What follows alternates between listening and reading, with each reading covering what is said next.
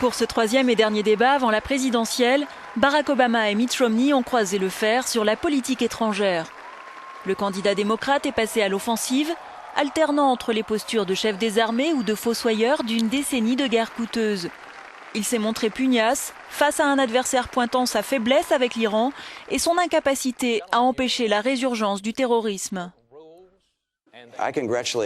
Je le félicite pour avoir éliminé Oussama Ben Laden et combattu la direction d'Al-Qaïda. Mais tuer n'est pas la seule solution. Nous allons devoir mettre en place une stratégie très compréhensible et solide, et cela pour aider le monde musulman et d'autres parties du monde à rejeter cet extrémisme violent et radical. Gouverneur Romney, je me réjouis que vous reconnaissiez qu'Al-Qaïda est une menace. Car il y a quelques mois, lorsqu'on vous a demandé quelle est la principale menace à laquelle l'Amérique est confrontée, vous avez répondu « la Russie ». Pas Al-Qaïda, vous avez dit Russie.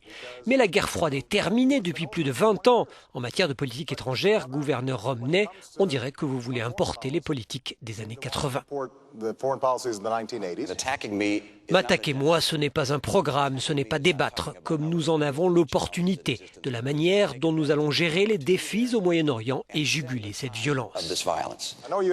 Je sais que vous n'avez pas eu l'occasion d'appliquer une politique étrangère, mais à chaque fois que vous avancez une opinion, eh bien vous avez tort.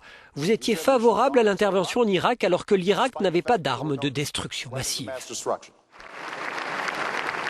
À 2 semaines de l'élection présidentielle du 6 novembre, la plupart des sondages donnent les deux candidats au coude à coude. En général, la politique étrangère n'est pas un facteur décisif dans les choix électoraux des Américains.